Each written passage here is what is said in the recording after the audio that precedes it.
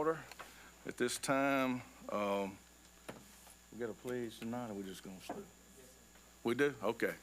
Everyone stand for the Pledge of Allegiance, please. I think we have a class that's gonna help us out. To the flag of the United States of America and to the republic for which it stands, one nation, under God, indivisible, with liberty and justice for all. Thank y'all. Mr. Holbrook. Let us pray. Our Heavenly Father, Lord, we thank you for this night. Dear Lord, we can come back, dear Lord, and take care of District 3's business tonight. Dear Lord, just help us to be in your will in everything that we do. Be with every family that's represented here, and just keep them safe and keep all our children safe. In Jesus' name, amen. Amen. Thank you, Larry. All right, this time we need consent for the agenda. Do we need to have any additions or? Okay, I hear none. I'll ask for a motion for approval. I make a motion we accept the agenda as presented. All right. Second. Have a second. All in favor? 5-0. Hope everyone has the opportunity to look over the minutes. I think we had some from the February the 6th and also February the 10th. Anyone have any corrections or additions or? Hear none, I'll ask for approval. There was one, just wanted to make clarification on one of the minutes. All right. In there, Ms. Hibb, help me with the date, was it the 6th or the 10th? We had one on the 6th, we had one on the 10th.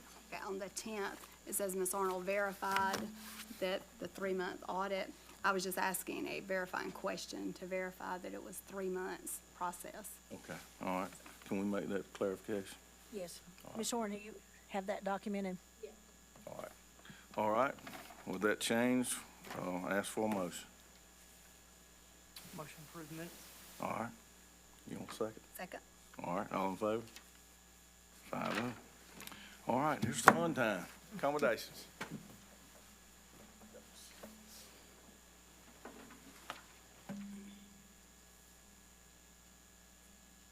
I would like to thank the parents. Thank the parents, students, and teachers for joining us tonight. This is a great group, and we have a great group of students to recognize. We're going to start with some of our choral students.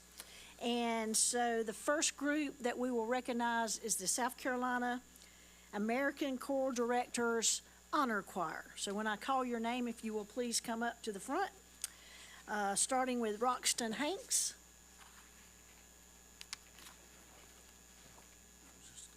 Yes.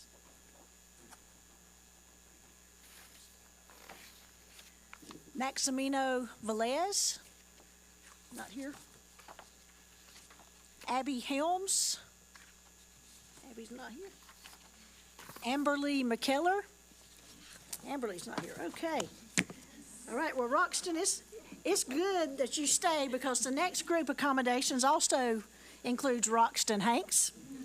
So we will recognize the South Carolina Music Educators Association All-State Selection, Roxton Hanks. And Maximino is not here, so what about Georgia McLean?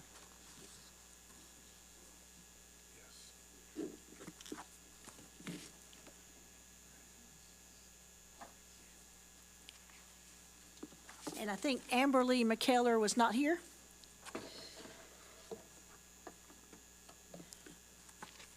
Kadelyn Wright. Tell me, did I say that? Is it Katie Lynn? Kaylin. I did okay then. All right, let's get a picture of this group. I'm trying to see. Yes, Mr. White, if we can get a picture with this group.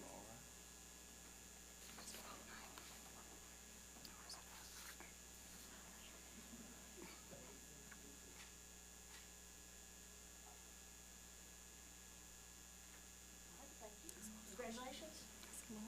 Now, Roxton, if you will stay, and Miss Hamilton, if you will come back up, please. We have a first time for Anderson School District 3. We have our first student ever who has been selected, and when I say selected, this is audition and high competition, which all of these are. They're either on-site auditions or taped auditions that these students do to get these honors. But we have a American Choral Directors Association 2025 National Honor Choir Selection, and that's Mr. Roxton Hanks. Let's take that. National, that's great. National, I like that. And at this time, we also want to recognize Miss Caitlin Hamilton for being the teacher to have our first ever national choir selection. So that's and for your dedication to the music program in Anderson School District 3. So, now remind me where in Texas you all are going this summer. Dallas, that's what I thought. So,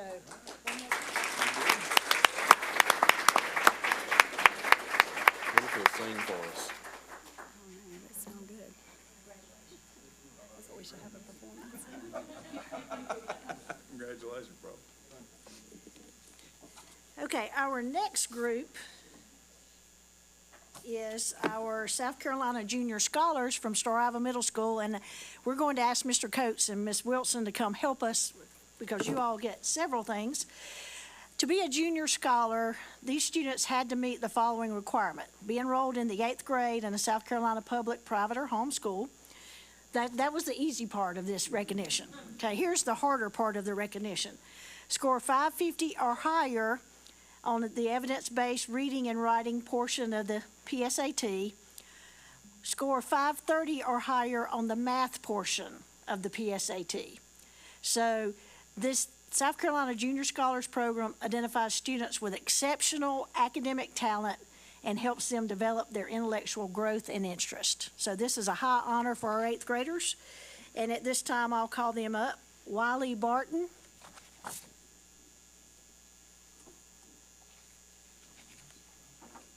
Congratulations. Layla Smuck.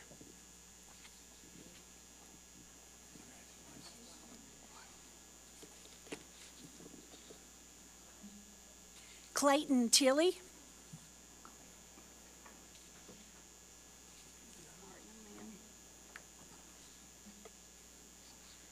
Jolie Truman.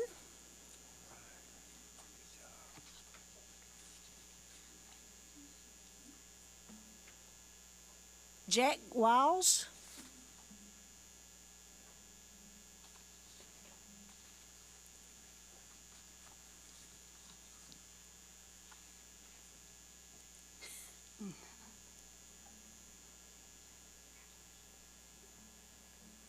Rylan Williamson. And Maximino got another award, and he's not with us tonight. So congratulations to this awesome group. We're very proud of you. And we'll take a couple of pictures. They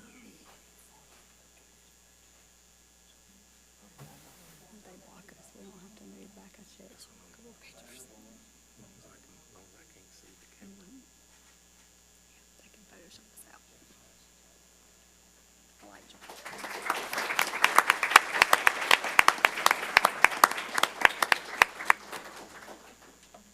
We're always excited to share the great things going on with our students in our classrooms, and so we appreciate parents and students your being here tonight.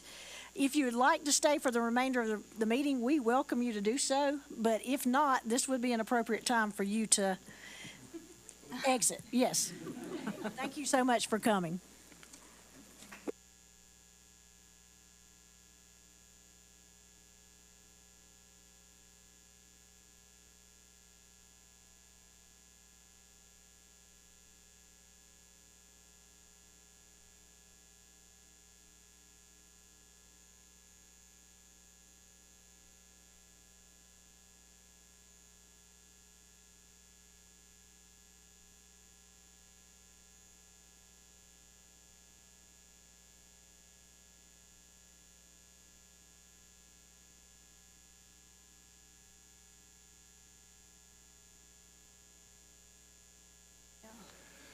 Okay, we have no one for citizens' comments for this month. So at this time, Mr. Matthew Moore, our financial report. All right, thank you, sir.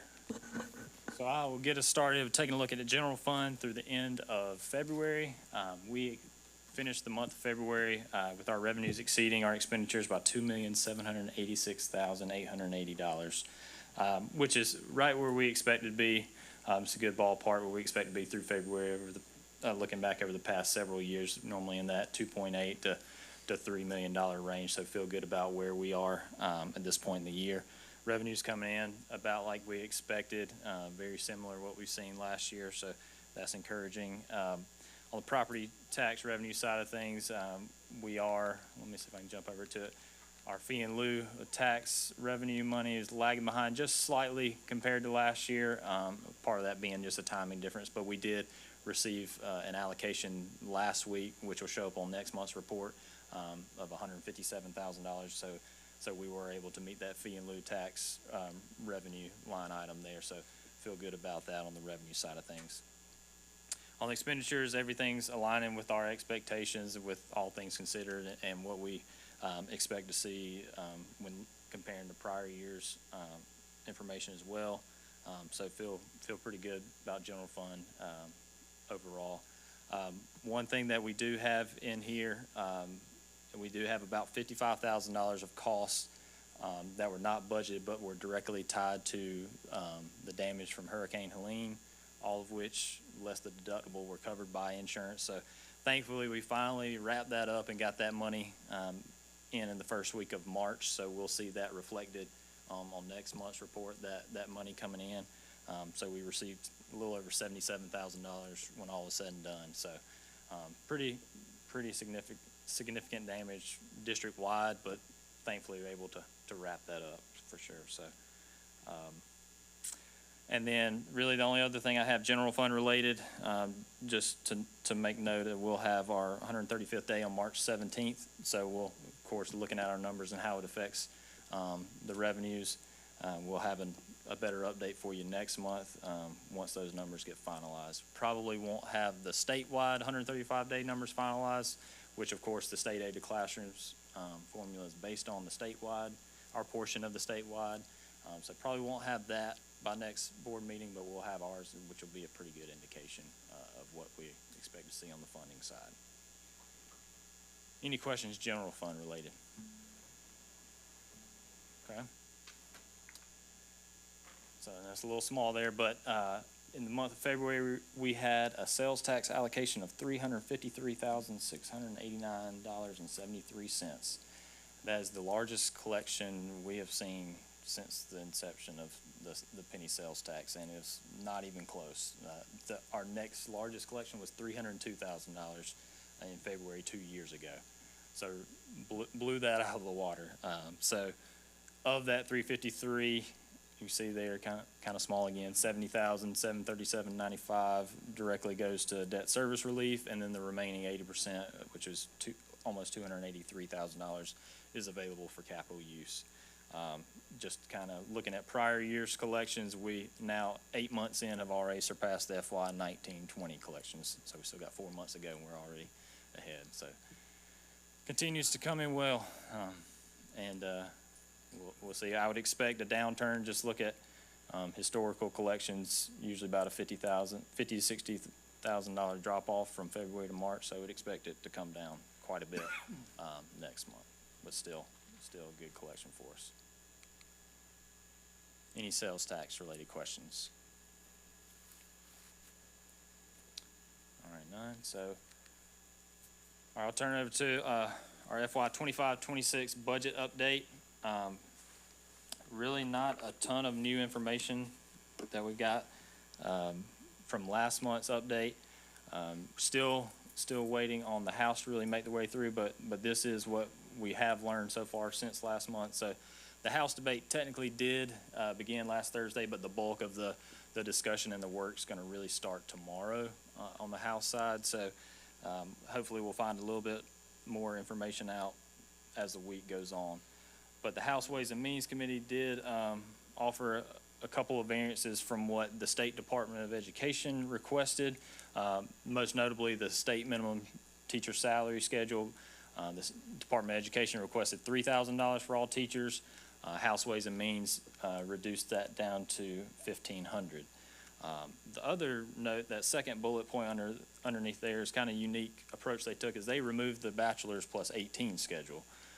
So not really sure what that's going to look like and what's going to be expected of districts, because we have that schedule and we've got employees on that schedule. So how to treat those folks moving forward, we're just kind of wait and see what kind of guidance we get. And also too, what the Senate does on their end, may go a completely different direction. So little unique way of looking at it.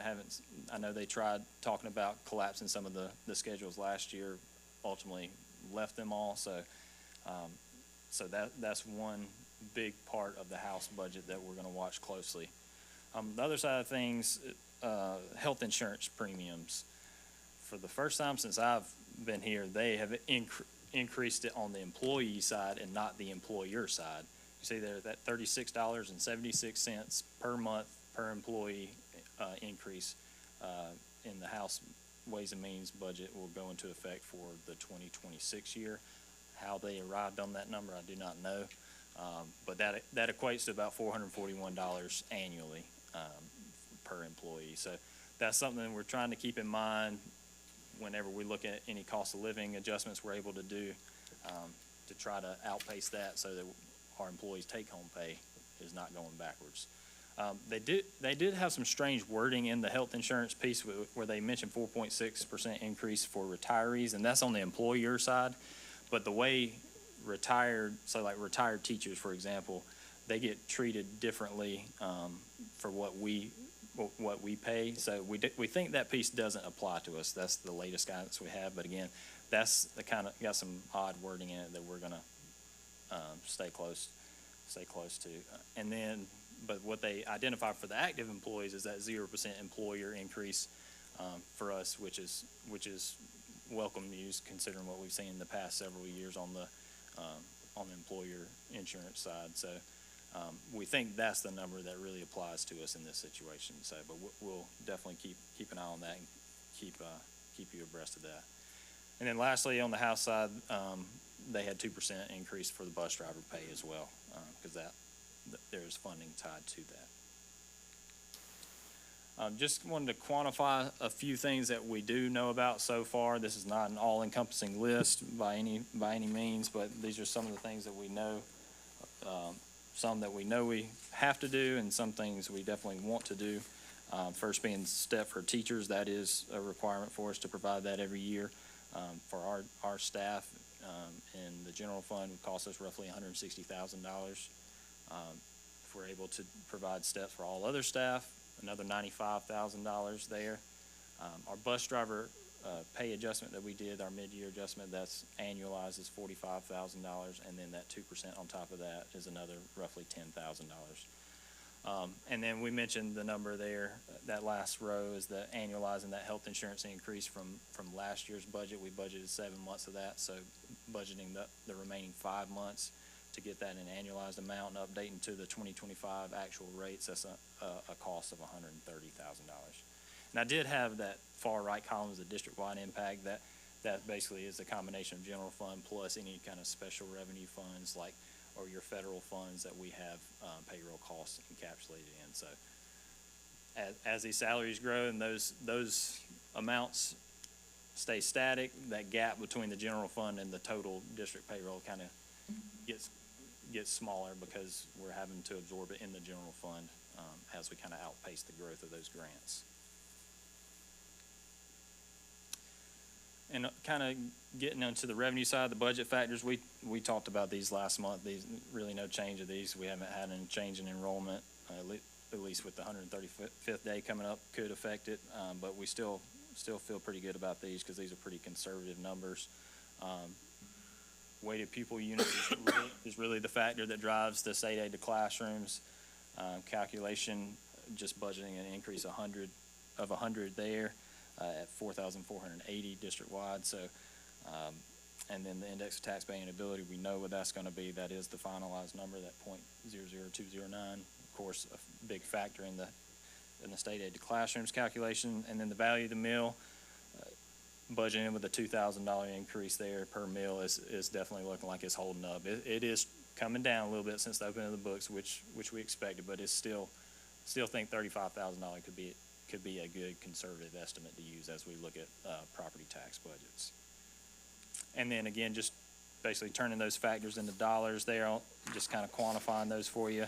A lot of these numbers are very familiar to you, is what we showed you last month with the index of tax-paying ability of portion of that state-aided classrooms being 450,000, the enrollment increase being 500,000. The teacher increase funding, there will be some sort of funding with that to fund that $1,500, but we do not know what that is yet. We were told by the State Department last week that we should expect those projected revenues sometime this week. So hopefully we'll know a little more about that and what kind of money comes with that $1,500 raise. Then the 2% bus driver increase would be a minimal increase, roughly $10,000 would be what I'd expect based on what we've seen historically. The Tier 3 money is basically the penny sales tax collected statewide for property tax relief that we received. We did get an updated projection later in February, so we were projected to have a budget increase of $160,000 there, so that's good news on that front as well. And then the property tax revenue, that last line, that reflects that $2,000 per meal increase, projecting an additional $380,000 roughly. And again, this is not all encompassing. This is just the things we know about at this point in the game that are looking like they're changing on the budget side. So just some other notes of things that we have seen that's maybe not directly general fund related, but do impact us. That's in the House Ways and Means budget. I know we were looking closely to see if the State Department's infrastructure bank was going to get included, and right now the House Ways and Means did not include that in their version of the budget. State Department had requested $100 million of recurring dollars, and there was none put in there on the House side. We have been fortunate enough to receive the school safety grants the past couple of years. We've done a lot of good things around here. Between fencing, doors and locks, we got some intercom projects we're working on with that money. So, and that money did get included again with the House budget. So that's encouraging to see. And then I think Ms. Hipp may touch on it a little bit later. The strategic compensation pilot that was just now getting rolled out. That has also gotten renewed for the House version as well. So. Again, not a lot of new information from last month, but I think we're about a week away from finding out a good bit more. But this is kind of what we know right now. Are there any questions about any of this or anything budget related? Mr. Chairman, I have a question, just a comment. I know we had a line item on there for the bus drivers. Had an opportunity to come and spend morning with them during bus driver appreciation, and they were very thankful for the raise that they received. So I just wanted to let the board members know that. They're very thankful. Absolutely, and thank you Well for your spent. support in doing that. Well deserved. Mr. Chairman, if I could add one thing, just kind of from a legislative standpoint, the House budget right now looks a lot different from what the Senate was putting in, and I think what's driving that is, you may recall in the Senate budget, they were trying to debate putting the lottery tuition scholarships for students, taking that out of lottery funds. The House budget, I think I'm correct in saying, actually moved that, taking it out of state funds. And that's where the change in teacher pay and some other things got decreased. And so that's one thing we're watching very closely and calling some House members about, as well about the infrastructure bank too. Yes. And also, I'll be at a superintendent's meeting on Thursday, and we're being taken to the governor's mansion to hear his budget request. So lots of things happening in the next couple of weeks with budgets. Yes, and to that point, the State Department's request was $200 million statewide for teacher increases. And then the House version came out, reduced that to $112 million, I believe was the number, and put $45 million in the state's general fund for the scholarships, education scholarships. Whereas Senate side was trying to fund that on the lottery side with those additional funds generated from debit card usage. So that will likely go to conference committee, and will probably be later into May or even into June probably before we have a resolution on that. Well, is that getting much traction? You can tell, Which part? cutting the amount going toward teacher pay. Well, I think ultimately, as he said, I think it will go to conference committee for the House and Senate to agree. And typically when that happens, you get something in the middle. Okay, but just not the 200. So but right now, if you know a House or Senate member, especially a House member, I would call. Reach out. Yes. Yeah, and if you recall, the current year's education scholarship program was funded from the state's general fund and was deemed unconstitutional. So that's going to probably play a role in that. Okay. So, All right, anybody else got any? Thank you, Matthew. all right, thank y'all. Okay, Kathy. All right, let's go to the good stuff, and I want to commend Star Iowa Middle School for the number of teachers you have here tonight with your presentation. So far, you are the most well represented, and I think Mr. Roberts back there is probably going to challenge the Crescent teachers when he goes back, not to get beaten. But I do want to commend you for being here. You are why Star Iowa Middle School is successful and can talk about the things that you're going to talk about tonight. So thank you so much, and I'll turn it over to Mr. Coates and his team.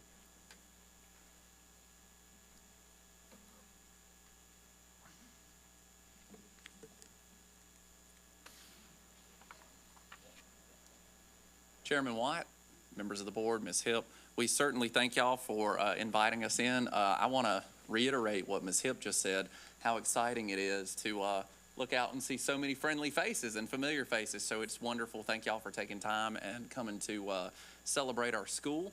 And Ms. Wilson and I look forward to tag teaming this.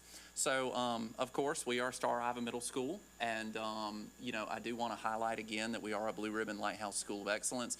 And something that we are very proud of and is becoming a Special Olympics Unified Champion School. And in a short and condensed version, what that basically says is that our students, our school, goes above and beyond to make sure that we are inclusive in what we do, especially from the special education side of things. So we are very proud of that. You will notice in the corner, I'll get to that here in just a moment, that we are a best middle school from the U.S. News and World Report. So we are excited about that as well. But before we jump into everything, I do want to talk about data. I set a sheet in front of you all, so as we go through this, at any point, if you have questions, please let me know. But according to 2024 School Digger rankings, Sims ranks 62nd out of 325 middle schools in the state, which puts us in the top 20%. It's actually top 19 to be exact. This is Star Iowa's third highest rating ever since School Digger began in 2003, and nearly the highest in a decade. So again, we are very excited about that. Sims has advanced 36 spots, which is well above the average. If you ever take time to go check out School Digger, you can kind of see the trends historically of where everybody's going. I can tell you a jump of 36 spots is highly unusual. So it's something we're very proud of. So last year we went from 98 in 2023 to 62 in 2024. And then, as I said a moment ago, recognition, we have been honored as a 2025 U.S. News and World Report Best Middle School. I want to highlight this because as I dug into this really in depth last year, I learned that this annual distinction is awarded nationwide based on 2 years ago. So the data really, so for 2025 would be data from 2023. So this wouldn't have been this year's or the previous year's data, but the 2 years from that. So that said, it gives us a lot of optimism about what's coming for our 2024 data from last year because, of course, I just said we had this large jump. So we are very excited to hopefully maintain that distinction. And then as far as the report card analysis goes, Sims posted numerical gains in every category from 23 to 24 report card. This includes academic achievement, student progress, school climate, and the overall rating itself. I do want to highlight that we were not measured in preparing for success, which is science, just to strip away some of the big titles that we use there. That's really referring to science and multi-language learners. The reason we were not rated on multi-language learners is you have to have a certain number of students served at in a qualifying level, and we were literally one student away. So it's one of those. I do want to give a shout out to Mr. Kel Simpson, because I can assure you if we had been rated, we would have been phenomenal. He does an excellent job. I know all of our ML teachers do, but shout out to Mr. Simpson. Among the 17 middle schools in Anderson, Oconee, Pickens, and the Abbeville region, only 4 equaled or surpassed Sims' overall score, with just 2 exceeding it. And then additionally, among the 17 schools, Sims is only one of 4 schools to improve their overall rating from 23 to 24. So if you have that in front of you, I know there's a lot of colors on this. I'm a visual person when I want to be, but this is one of those, I think it paints a great picture of the work that we are doing. I think you can also see that we are really towards the top of that as far as the good rating. Now, granted, I will tell you, we absolutely want to be excellent, and we are so close, but I am proud to be in the company that we are in. So if you're looking at that on the top, you can see that as a report card score ranking, and of course it analyzes this year versus last year. Not to be harsh, but it helps to see the green versus the red. You can see the score change. And again, that's where that number of 4 came from. So you can see we held our own there, and our score was one of very few that actually went up. So that's something we're very proud of. And then down at the bottom, you have the School Digger rankings for regional middle schools. Again, note this is out of 325 schools. So you can see which schools are in the top 20%.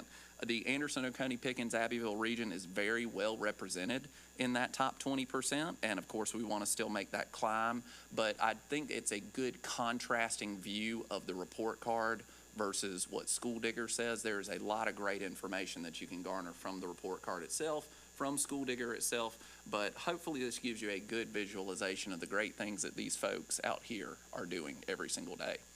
At this point, I'm going to turn it over to my counterpart. Good evening.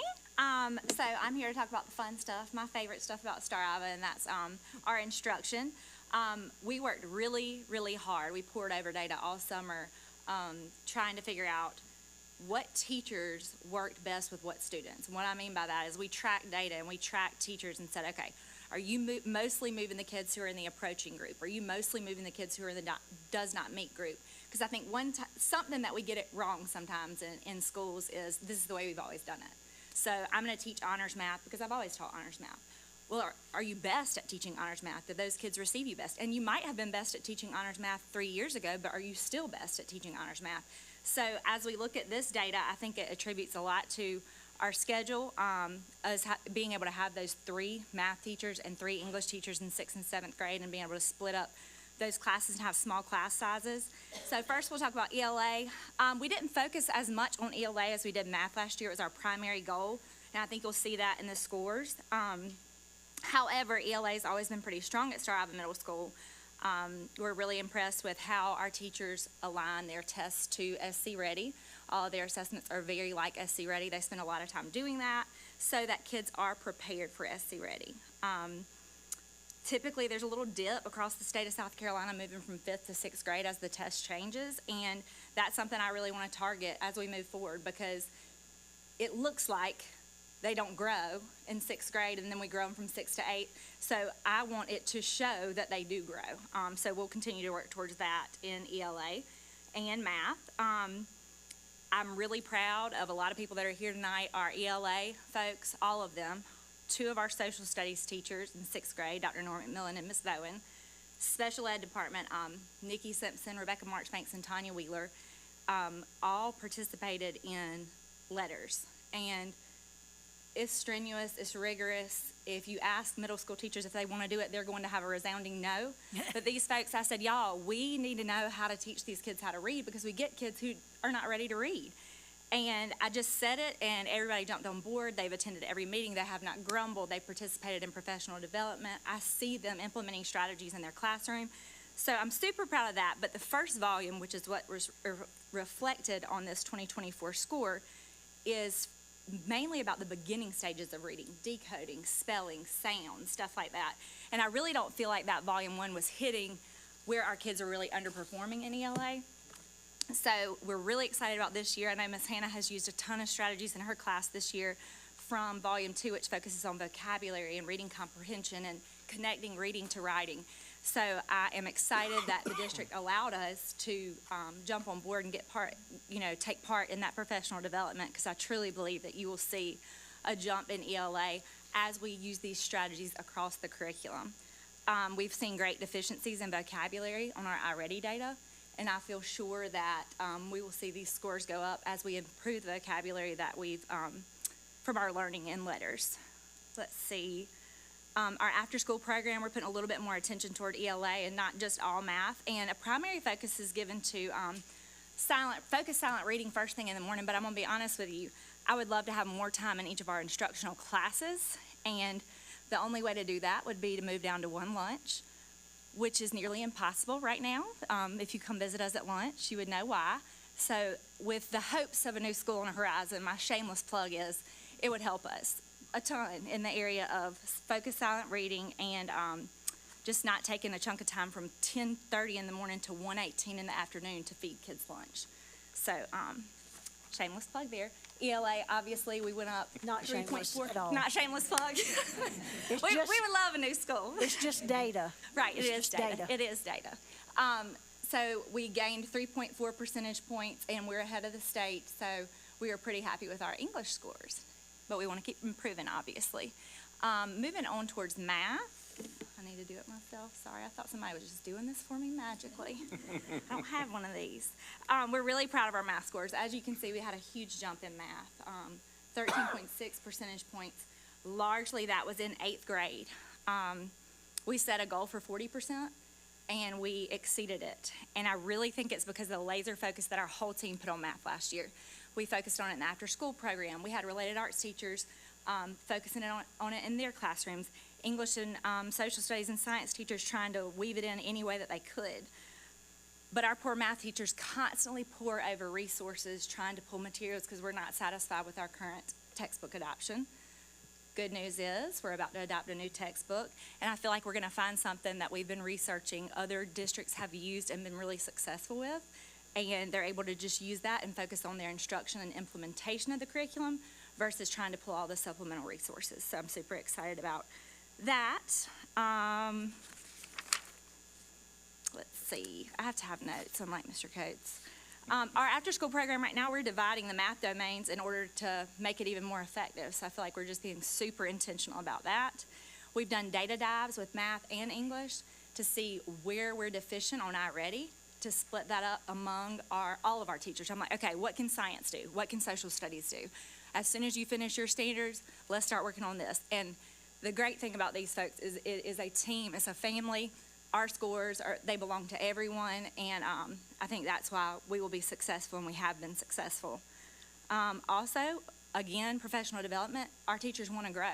We don't have a ton of opportunities, I feel like we used to go out and experience professional development, but on Friday we have a team, almost our entire math department will be going to Abbeville to the STEM Center standards professional development that's put on by the STEM Center, and we're getting new standards. We'll implement those next year. So it's really exciting that they're all getting to go experience that and bring it back to the school. And then a couple of us are going to AIT this week as well for standards training.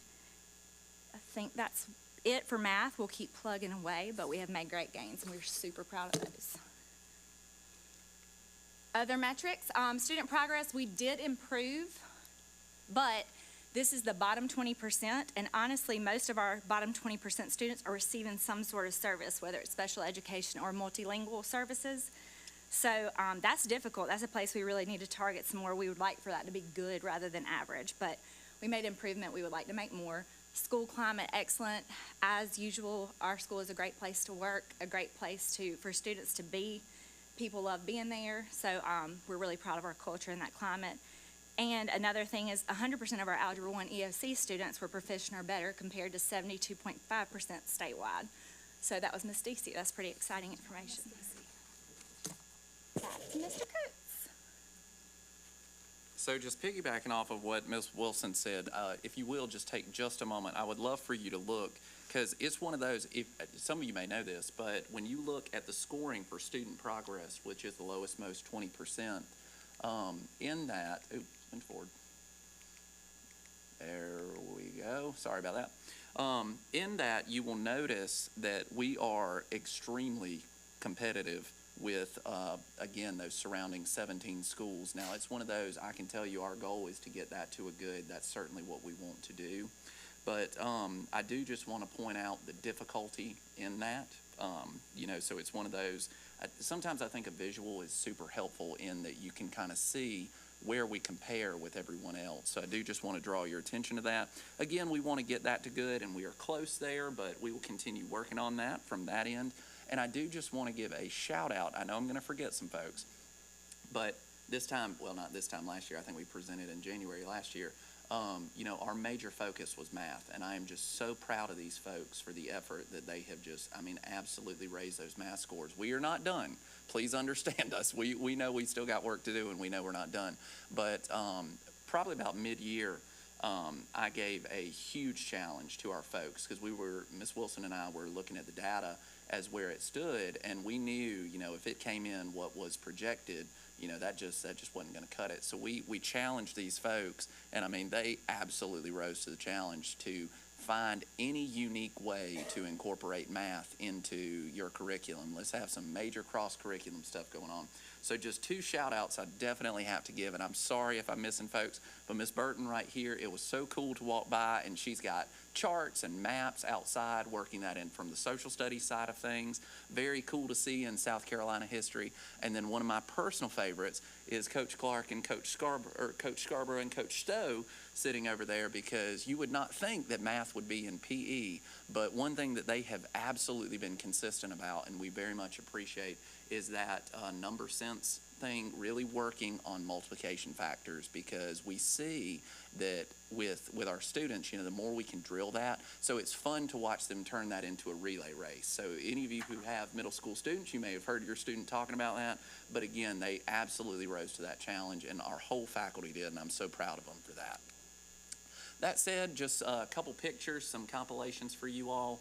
I'll kind of jump around. You see where we participated at Meals on Wheels doing a little community outreach. You see our fishing club right there. And speaking of clubs, we now have Club Day, and we have our archery team. Big shout out to Coach Powell over there, Mr. Powell, whichever way you want to refer to him. We were very excited that he was able to bring that from Iva Elementary and include our folks. The kids have loved that.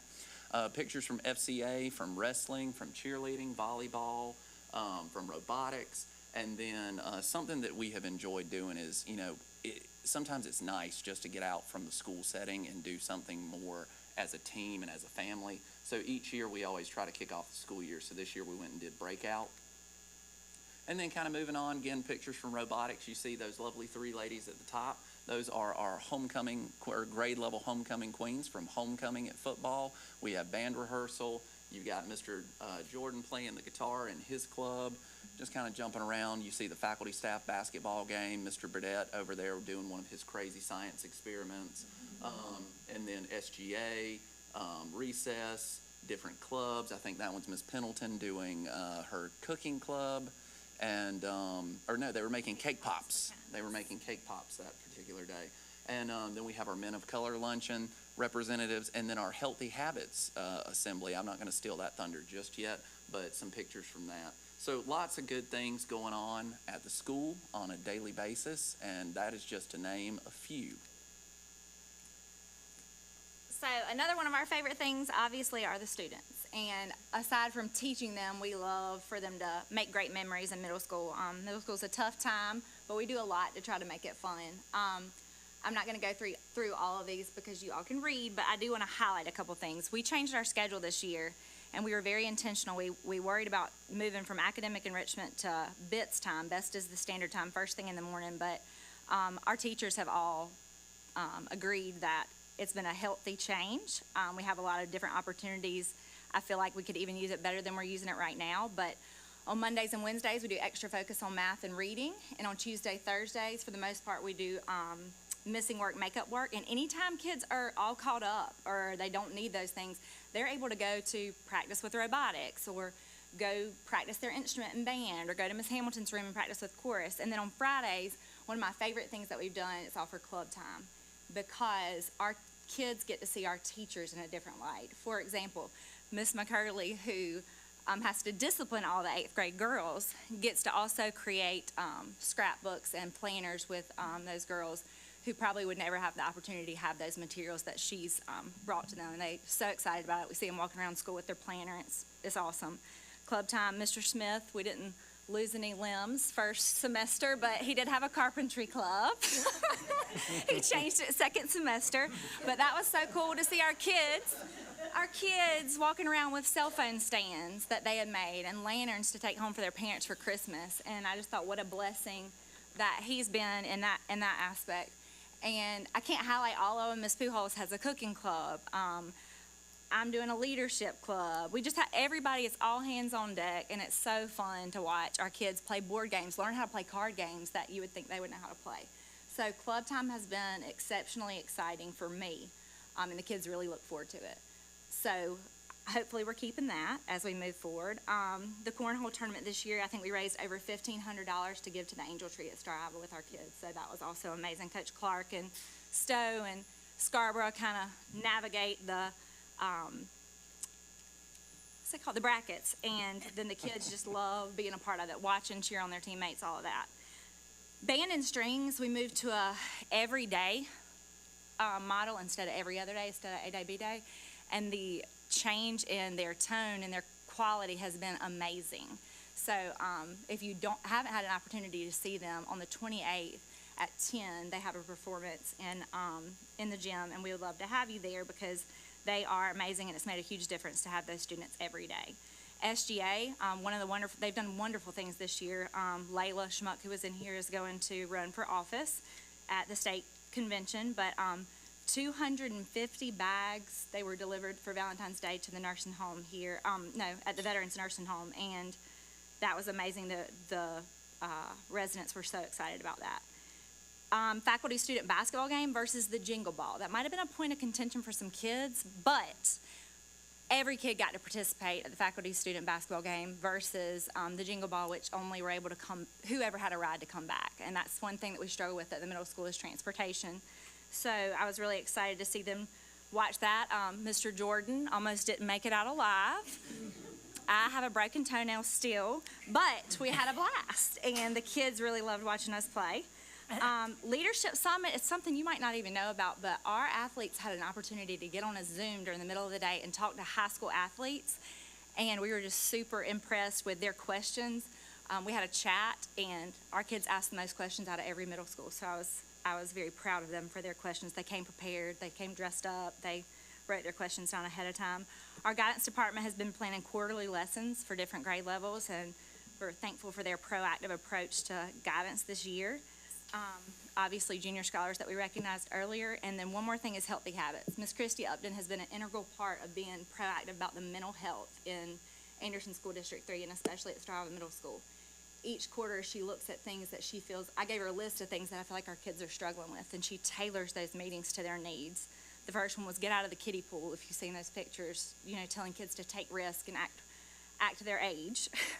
Not on social media necessarily, but in the classroom, be responsible, that kind of thing. Study, practice, teach. If you want to learn something new, those are the steps. And she showed them on ladders. She always has a great visual for them. And then funnels and filters has been my favorite one so far, about what are we funneling into our brain and what are we filtering out and what's healthy and what's not at your age. So she's been a blessing. It gives us a common language to talk to the kids, and it gives the kids common goals. So we really appreciate her and everything she's done for our school. So just to kind of tie everything moving forward from here, we recognize that our work is never complete, and that there are still areas that we must continue to grow. Please know that an overall rating of excellent continues to be our goal, and we are absolutely confident with the steady year-over-year growth that we will absolutely get there, because if you go back and look since 2020 shutdown, year over year we've seen steady growth, and we certainly hope and pray that will continue. In addition to this, we are excited that our school is one of the first to be included in the South Carolina Strategic Compensation Pilot in hopes of fostering and encouraging more growth. More information about that pilot, I believe, will be shared with y'all later on. But again, we are very excited about being included in that and certainly look forward to hopefully some prosperous results from that. And then I will just tell you on a personal note, I do want you all to know how much I appreciate that you all have entrusted me as the principal the last 6 years, and I very much appreciate that. So on a personal note, thank you. It has been a pleasure to serve in this role, and I'm certain whoever is to follow in that role will do an amazing job. But what questions do you have for us? Anyone got any questions? Just have a quick question on the student progress. Now, I know that we're on the upward trajectory there. How close are we to being good in that area? How many points are we from that? So we are, from my understanding, the break point is in the 18 mark.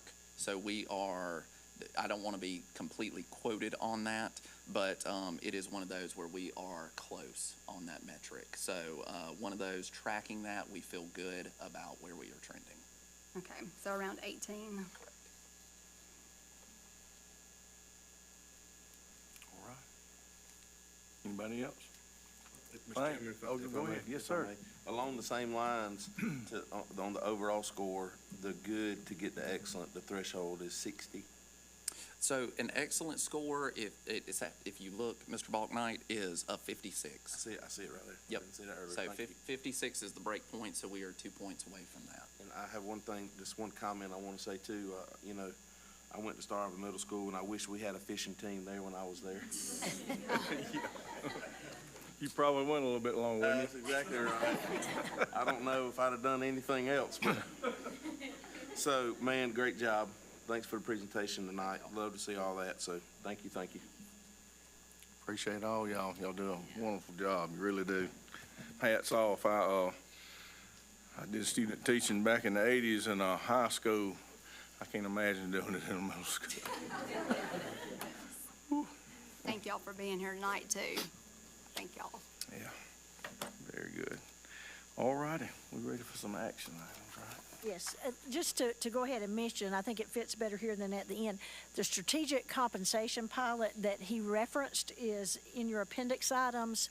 That's, we actually applied for that for all 5 schools in the district. And we don't know what criteria the state used, but they did select Star Harbor Middle School for that pilot. And that will involve math and ELA teachers getting some type of compensation for growth of their students. And we're very early in that process. I wish I could tell you more information, but in the next 2 or 3 weeks, we will do some roster verifications for our math and ELA students, and then the state will compare their growth from last year to this year on SE Ready, and that could be some more money in your pockets. So more information to come. That's great. Sounds good. All right. All right, you ready for the, Yes, and for the policy, I'll turn that over to the policy committee for their recommendation or discussion. Okay, the policy committee recommends policy JKA, restraint, seclusion, and intentional physical contact, to replace the existing policy JKA, corporal punishment. The recommended change includes references to restraint and/or seclusion techniques, safety emergencies, as well as corporal punishment not being allowed under any circumstance. This policy is based on the model policy provided by the South Carolina School Board Association and was vetted by the superintendent and policy committee. Currently, myself and Mr. Balknight, we serve on the policy committee. The draft policy was shared for information at the February board meeting. The committee brings this recommendation for a first reading. okay. Want to add on this first? We'll take that in the form as a motion. That's the motion. We need a second. Second. Any further discussion on this? If not, first reading for this new policy change. 5-0. Okay, all right. Thank y'all. Thank you. Okay, second action item, I would like to present to you the inclement weather makeup plan for School District 3.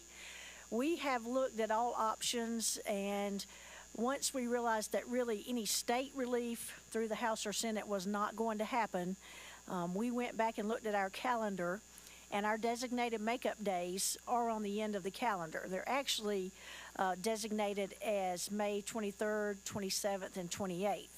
Now, the state did give us a little bit of flexibility in how we can do this, so we're not having to go all the way to the 28th to do it. So what we turned into the State Department was to allow us to use May 21st and 22nd, which typically are half days for us. So going full days on those 2 days will give us one makeup day.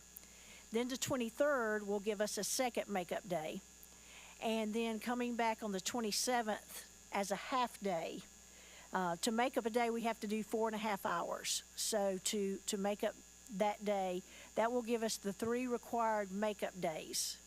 The law reads that you first have to make up the 3 days in your calendar before you can ask the board, the school board, to relieve up to 3 additional days. And then if you need more help beyond that point, you can go to the state board. So here we are. We used e-learning on September 27th and 30th. That was the first 2 days out from Helene. And then October 1st, 2nd, 3rd, and 4th, of course, we were just closed because power outages, just not being able to travel. So those are the 4 days we're really having to make up. And then as you will recall, January 10th, 22nd, and 23rd, because of some winter weather, we had to use our remaining 3 e-learning days. So what we need now is to make up the 3 days, and then I'm asking for forgiveness for the 4th day. And I'm also asking you to go ahead. Hopefully we won't miss any more days, but since you can forgive up to 3, to ask you go ahead and conditionally approve forgiving 2 additional days if weather forces that.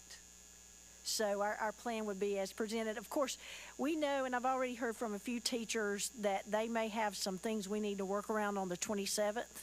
And we will work, because that is the day after Memorial Day, we will work with them as well as our students with what we need to do for them on that day. But this is the most effective way we can make up those days in our school. We're not tagging on an additional professional development day for our teachers, because we want to give them some credit for, many of them came to work during Helene and helped out at their schools or helped out in the community.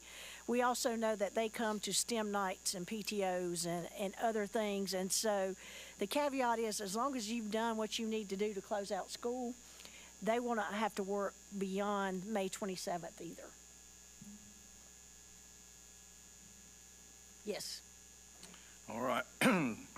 You've heard the presentation from our superintendent about making up the days that were missed due to inclement weather, and Lord mercy, I was right in the middle of that hurricane, so I know all about that. We will take it, and someone take it as a form of a motion from a recommendation. We accept what the superintendent. All right, we have a motion to accept the recommendation from the superintendent. Need a second. Second. And we have a second from Ms. Arnold. We need to discuss this any further. Mr. Chairman, if I may. Yes, sir. One question, please. Just for clarification, what is the date for graduation? The 19th, May 19th? May 19th. Just want to make sure we're clear on that. Yep. Then is the 27th a half day for teachers also? Yes. Of course, with the caveat, everything's done because that is the closing of school. Okay. So, All right, we're good? Y'all good? and just one thing, if I can clarify with, you are forgiving October 4th completely. Because after we've made up the 3 days, you are forgiving the 4th with that. All right. All in favor? It's 5-0. Thank you. Thank you. All right.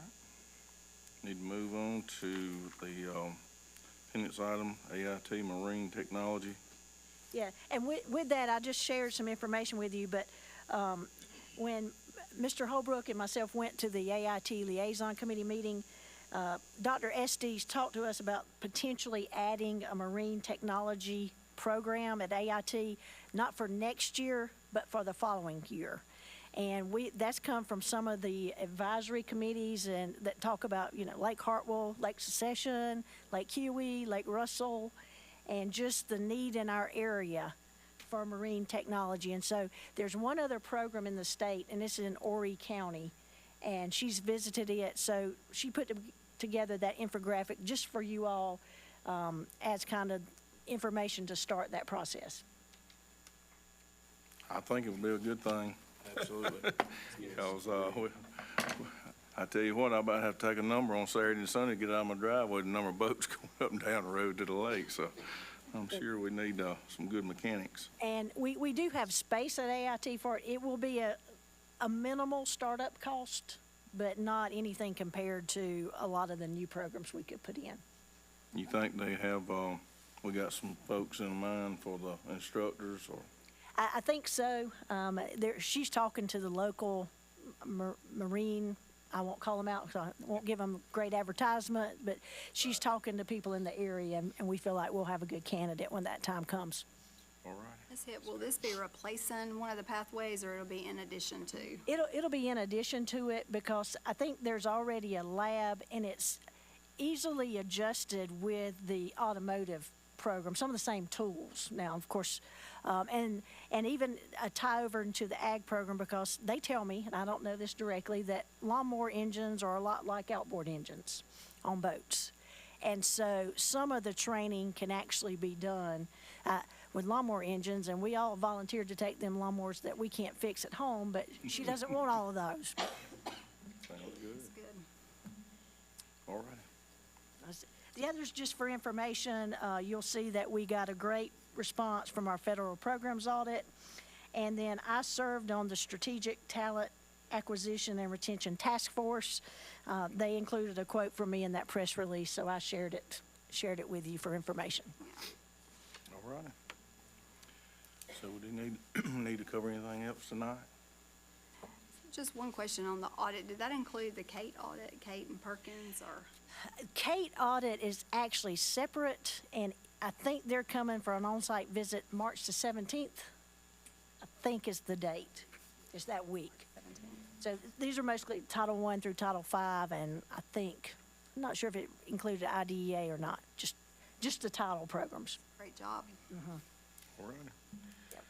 All right, we need to entertain a motion to enter into executive session for personnel matters and also contractual matters. Make a motion. Have a motion Second. and a second. All in favor? It's 5-0. Thank you. Thank y'all for coming. Very good. Keep it up.